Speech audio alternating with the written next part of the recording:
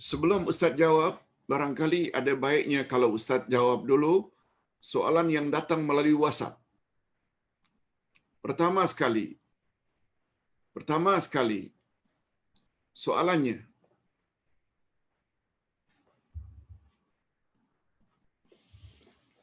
Assalamualaikum Ustaz, ada kawan bertanya, saya bagi pihak kawan saya, jika kita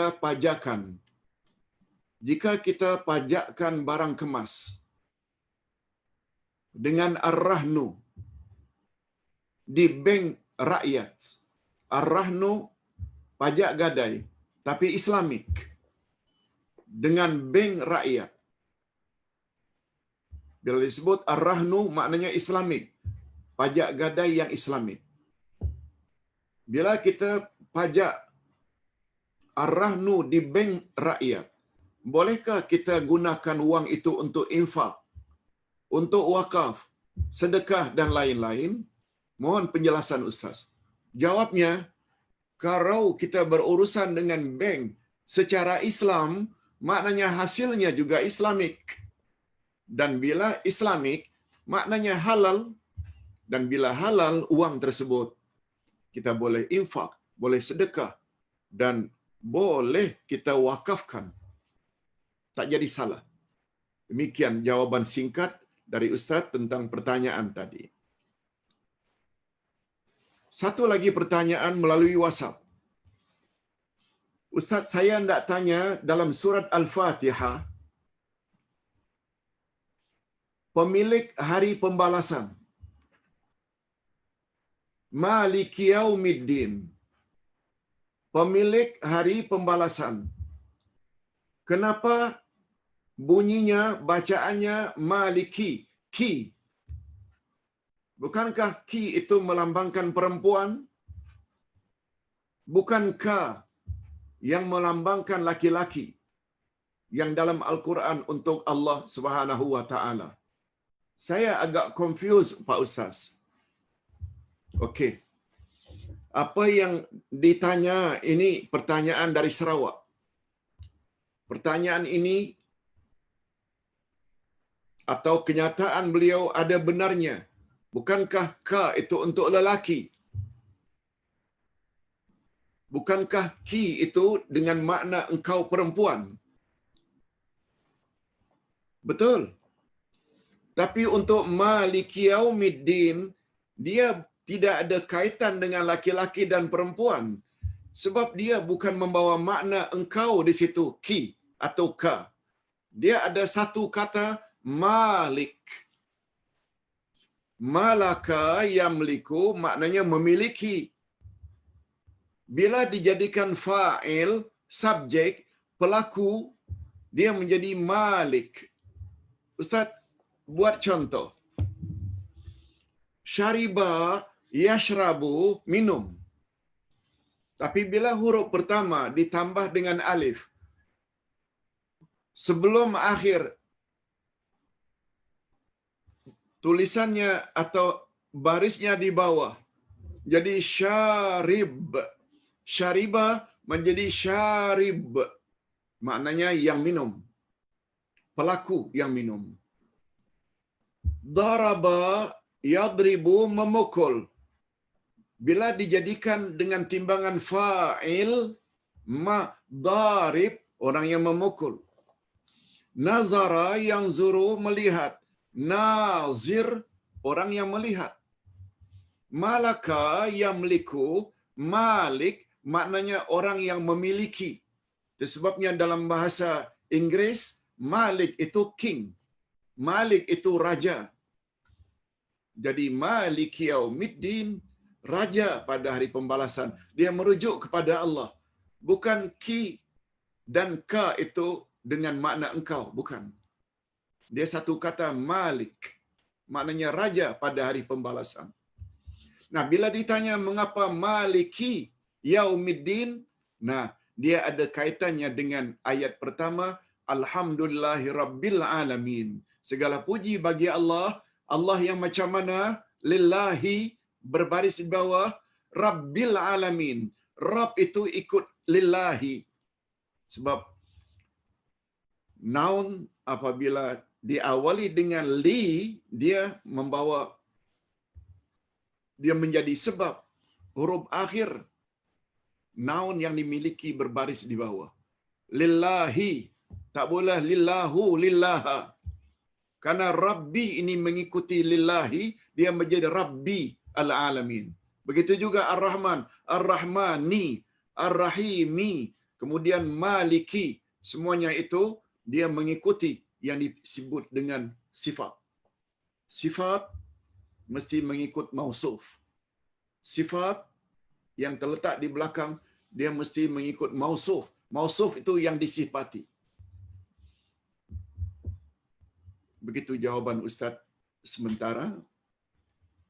Bagus belajar bahasa Arab, tapi Ustaz tidak tegaskan Maliki di sini tidak ada kaitan dengan engkau, dengan makna perempuan. Bukan. Dia satu kata Maliki. Mengapa Maliki? Dia mengikuti lillahi, Rabbi, Ar-Rahmani, Ar-Rahimi. Oleh sebab itu Malik juga mesti Maliki Yaumiddin. Mudah-mudahan bermanfaat. Okey, Ustaz berbalik kepada pertanyaan melalui Zoom atau melalui WhatsApp. Ustaz kira cukup 5 soalan saja sebab dah kedengaran masuk waktu asar. Ustaz, Assalamualaikum Ustaz. Untuk mencegah kemungkaran dengan lidah memerlukan hikmah. Betul. Untuk mencegah kemungkaran dengan lidah iaitu dakwah, nasihat, perlu kepada hikmah. Boleh Ustaz kongsikan cara untuk menegur kemungkaran dengan cara berhikmah? Contoh, kita melihat anak kawan baik kita yang bergaul bebas dengan berlainan jantina. Muda-mudi bergaul bebas atau tidak menutup aurat. Bagaimana cara untuk mencegahnya dengan lidah? Jazakallahu khair Ustaz. Soalan saya, apakah maksud ma'rifah? Ini satu lagi pertanyaan. Apa maksud ma'rifah? Ustaz jawab dulu yang kedua. Ma'rifah maknanya mengenal. Mengenal. Mengetahui. Dari kata arif. Perkataan arif maknanya orang yang mengetahui. Itu sebabnya kita selalu katakan Tuan Hakim yang arif lagi bijaksana. Maknanya banyak tahu tentang hukum hakam, undang-undang. Arif. Dari perkataan arif, arafa ya'rifu, muncul ma'rifah, iaitu mengenal atau mengetahui. Oleh sebab itu, perkara pertama yang wajib kita lakukan sebagai orang mukmin iaitu ma'rifatullah, mengenal Allah. Mengenal Allah. Dan cara untuk mengenal Allah ada dua, melalui Al-Asma'ul Husna dan melalui ayat-ayat Allah. Itu makna ma'rifah. Malah ma'rifah yang dituntut dalam agama ada 3. Sempurna tidaknya iman seseorang sangat tergantung sampai di mana dia mempunyai 3 ma'rifat ini. Ma'rifat ini juga boleh diartikan dengan knowledge, ilmu pengetahuan yang mendalam. Apa dia yang 3 itu? Untuk membentuk iman agar kuat. Ma'rifatullah, kenal Allah.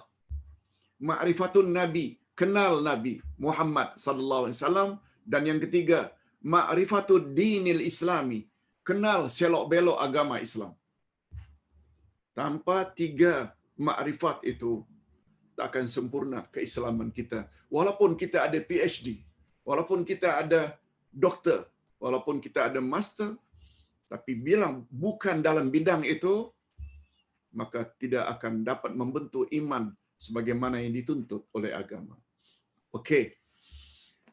Tentang hikmah dalam berdakwah. Hikmah makna asalnya meletakkan sesuatu pada tempatnya. Meletakkan sesuatu pada tempatnya. Allah Subhanahu wa taala berfirman dalam Al-Quran. Kalau tidak salah ayat 125 dari surat Al-An'am. Ud'u ila sabili rabbika bil hikmah wal mau'izatil hasanah wajadilhum billati hiya ahsan. Hendaklah kamu mengajak manusia ke jalan Allah dengan hikmah dan dengan nasihat, dan kalau perlu dengan berdiskusi, discuss, tukar-tukar dalil dan pandangan. Hikmah maknanya dengan makna adil, meletakkan sesuatu pada tempatnya. Bila kita berdakwah kepada orang-orang yang tidak berpendidikan, nelayan, penoreh getah, orang kampung yang tidak tinggi sekolahnya, kita gunakan istilah-istilah yang setara dengan yang mereka boleh fikirkan, yang mereka boleh terima. Bila kita berdakwah anak-anak di universiti, student, lain cara kita. Berhadapan dengan anak-anak tadika, lain. Berhadapan dengan budak-budak sekolah menengah, lain. Berhadapan dengan para cendekiawan, lain. Meletakkan sesuatu pada tempatnya. Yang penting dalam berdakwah jangan kasar. Dalam berdakwah mesti lemah lembut. Nabi sallallahu alaihi wasallam bersabda, "Yassir wala tu'assir." Permudahkan audiens atau target dakwahmu, permudahkan. Wala tu'assir, jangan dipersulit. Qaribu wala tunaffiru. Approach dengan baik. Jangan membuat orang jadi lari dari Islam. Walaupun kadang-kadang makan masa. Take time dalam berdakwah mengajak orang ke jalan Allah. Satu cerita cantik. Satu kisah yang cukup cantik. Harunur Rashid, seorang khalifah yang sangat terkenal. Tapi beliau di zamannya dibenci oleh segelintir ulama. Sehingga beliau dicaci di khalayak ramai.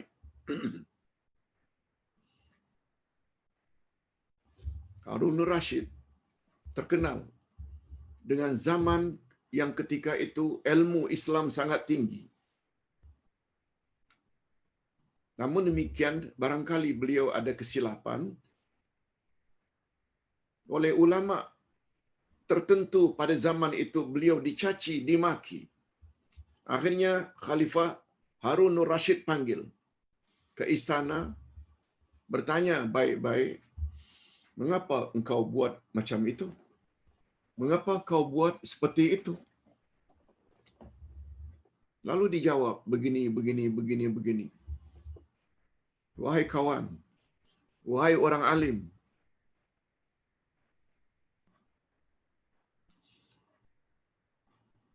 Nabi Musa dan Harun disuruh oleh Allah berdakwah kepada Firaun. Padahal Firaun itu mengaku dirinya Tuhan. Ana rabbukumul a'la. Aku adalah Tuhanmu yang maha tinggi.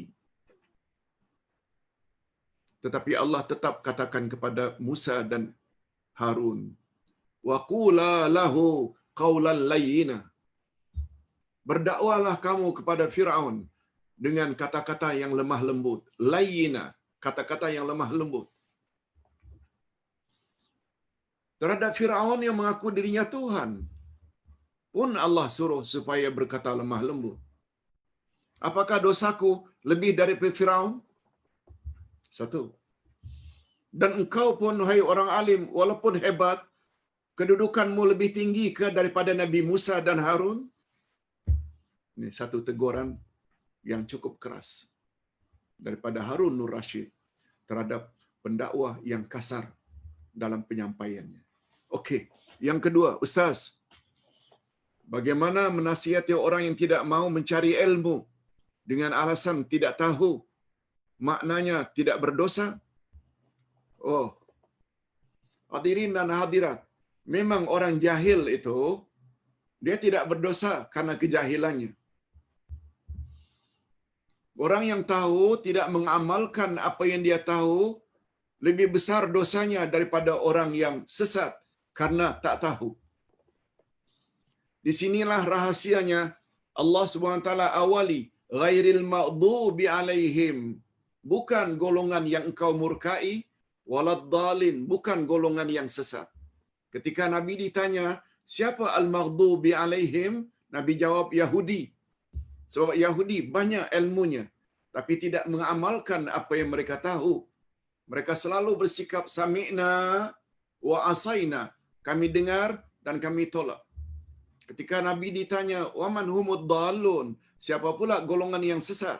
Nabi jawab Nasrani. Nasrani karena mereka banyak berbuat baik, beramal baik tapi tanpa ilmu. Jadi bila kita compare dua-dua ini adalah tidak baik. Cuma mengetahui tapi tidak mengamalkan itu adalah lebih berbahaya, sebab itu dipanggil dengan inad yang dalam bahasa kita maknanya degil. Sedangkan sesat karena jahil, kurang ilmu. Tapi jangan pula sampai karena banyak tahu nanti bila tak diamalkan kita dimurkai oleh Allah. Biarlah kita sesat, kita beramal saja.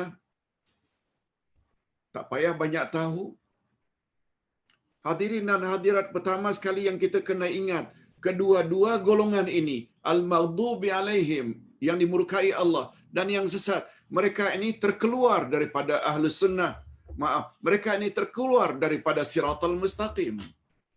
Apakah anda ingin menjadi orang yang terkeluar dari siratal mustaqim?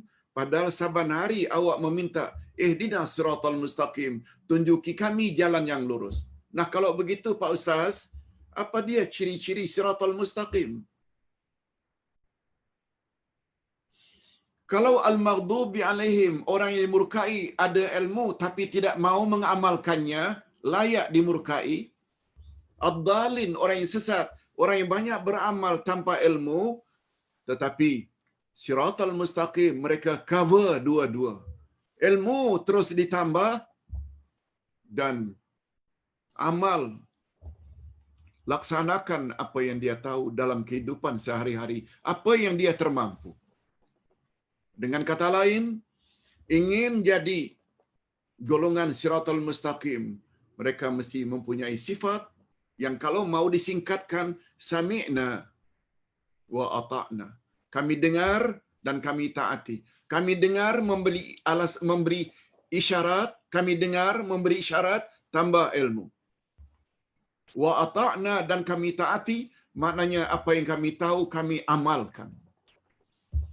Sebab itu, bila anda ingin taat kepada Allah tapi tak suka ikut majlis ilmu, besar kemungkinan anda terkeluar daripada siratal mustaqim menjadi ad-dallin. Pertanyaannya, maukah jadi orang macam itu? Padahal kita dalam surah Al-Fatihah minta dilindungi daripada al-maghdubi alaihim, juga minta dilindungi daripada ad-dallin. Apalagi kita merasa kurang ilmu. Kita kena ingat, banyak macam mana pun ilmu yang kita miliki, ilmu tentang Islam yang kita belum miliki adalah lebih banyak daripada yang telah kita miliki. Itu bagi yang memiliki, apalagi kita yang tak memiliki ilmu. Ingat kaedah dalam menuntut ilmu. Al-ilmu muqaddam alal qawli wal amal. Ilmu hendaklah didahulukan dari bercakap dan beramal. Okey. Yang ketiga, apakah membuang masa itu kufur nikmat? Contohnya, kita ada banyak masa lapang, tetapi banyak gunakan masa lapang untuk menonton drama. Yes, confirm, termasuk kufur nikmat. Allah Subhanahu wa taala berfirman pada penghujung surat,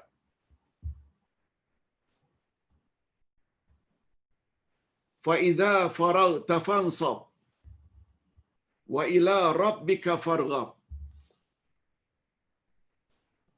Apa kata Allah? Fa idza faraghta, bila kamu punya masa lapang, farghab, hendaklah kamu isi dengan hal-hal yang berguna. Wa ila rabbika farghab, dan kepada Tuhanmu hendaklah kamu mengharap. Sekarang hanya nonton kartun, nonton drama yang tak ada faedahnya.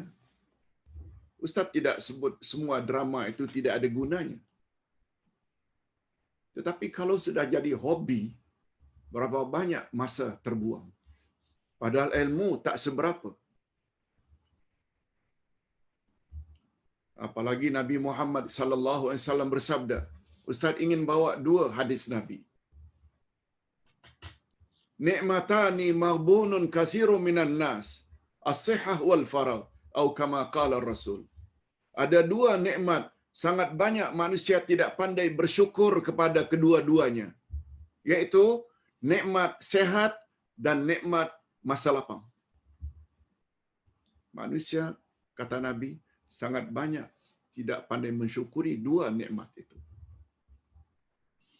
Sabda Nabi yang lain, "Ightanim khamsan qabla khamsin." Gunakan yang 5 sebelum datang yang 5.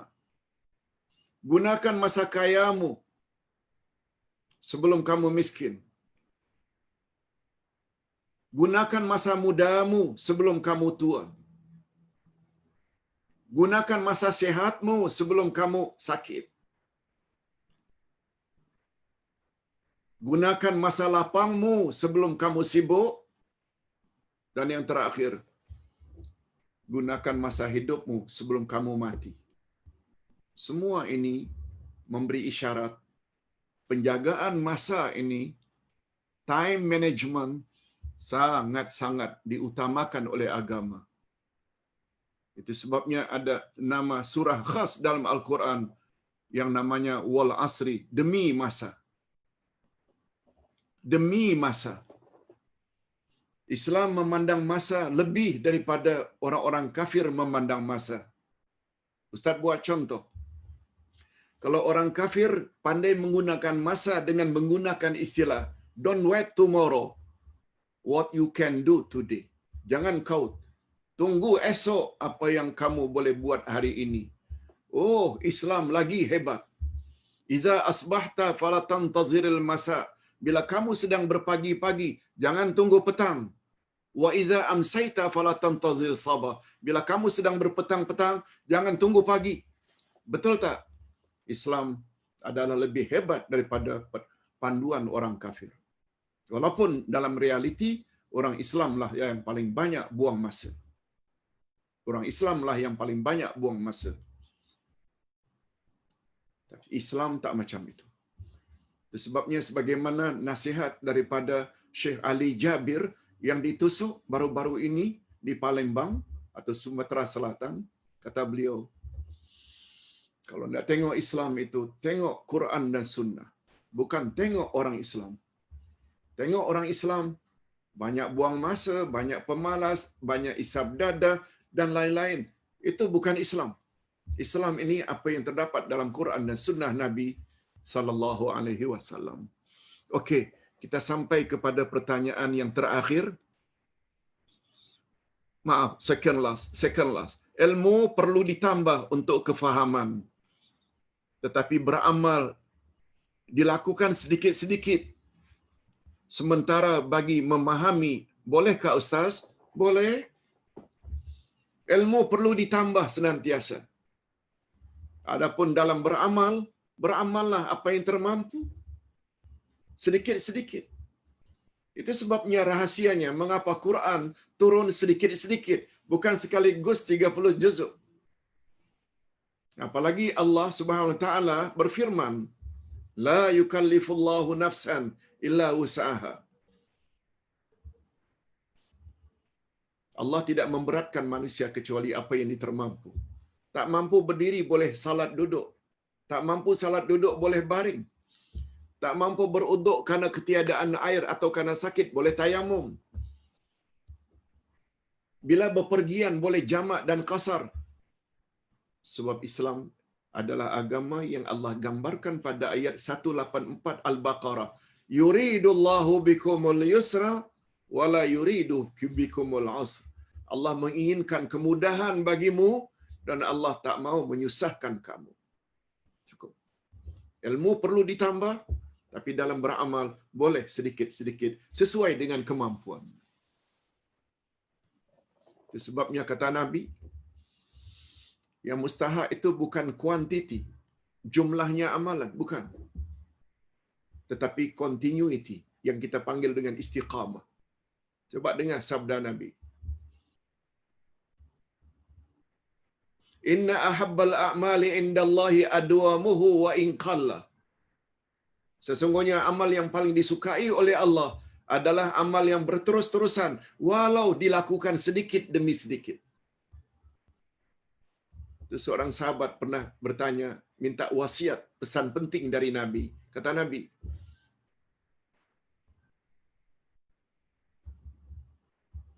lakukan puasa sunat walau 3 hari dalam sebulan. Walau 3 hari. Lakukan salat duha walau 2 rakaat tapi saban pagi. Dan lakukan salat witir walau hanya 1 rakaat. Betul tak? Bilangan itu 1, 2, 3 adalah kecil. Tapi yang Nabi mau setiap hari buat. Nah, yang terakhir. Assalamualaikum Uday. Apakah perbezaan tabligh dan nasihat? Tabligh maknanya menyampaikan.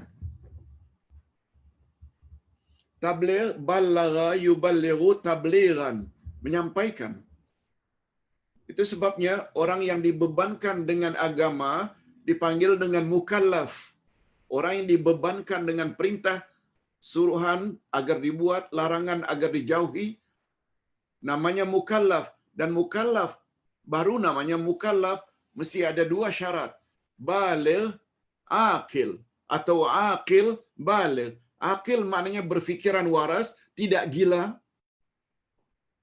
Yang kedua, baligh, sampai umur baligh, iaitu 14 tahun lebih kurang, atau karena keluar mani atau keluar darah haid bagi perempuan. Tabligh maknanya menyampaikan. Adapun nasihat atau mau'izah, iaitu mengajak seseorang kepada jalan Allah. Mengajak seseorang agar berbuat baik, agar jauhi perkara-perkara mungkar. Cuma nasihat ini, dia ada 3 makna. Makna pertama, menapis. Nasahal asla, dia telah menapis madu. Al-asal itu honey. Menapis. Yang kedua, nasahat thauba, dia menjahit pakaian yang rosak. Menampal pakaian yang rosak. Yang ketiga, tobat nasuha. Nasaha dengan makna ikhlas. Tobat nasuha maknanya tobat yang ikhlas. Nasihat dari perkataan nasaha. Ustaz sebut secara ringkas. Pertama, makna nasaha itu adalah menapis. Seperti menapis madu tadi.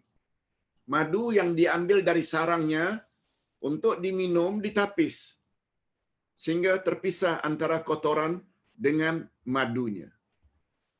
Apa kaitannya nasihat dengan menapis? Bila kita ingin menasihati orang, kena tapis kata-katanya sampai jangan menyinggung perasaan orang yang dinasihati. Tapis, gunakan bahasa yang lembut, yang cantik. Yang kedua, nasihat dengan makna memperbaiki. Ia membawa makna nasihat mestilah membawa kegunaan dan faedah kepada orang yang dinasihati. Jangan nasihat yang bukan-bukan. Mesti membawa faedah, kebaikan kepada orang yang dinasihati. Dan yang ketiga, nasihat diambil dari perkataan ikhlas. Tobat nasuha, tobat yang ikhlas. Maknanya bila kita menasihati orang, hendaklah ikhlas dari hati kecil kita. Bukan nak menunjuk-nunjuk. Ustaz, sangat jaga dalam hal ini. Orang caci ke, orang puji ke, Ustaz akan jawab sesuai apa yang Ustaz tahu, sebab ikhlas lillah. Sebab itu makna nasihat. Bukan menasihati karena ada sesuatu yang diharapkan. Nah, Ustaz kira ini dulu yang dapat Ustaz sampaikan. Mudah-mudahan sedikit sebanyak ada jugalah pertambahan ilmu kita pada petang ini. Jumpa lagi esok insya-Allah. Wabillahi taufik wal hidayah. Assalamualaikum warahmatullahi wabarakatuh.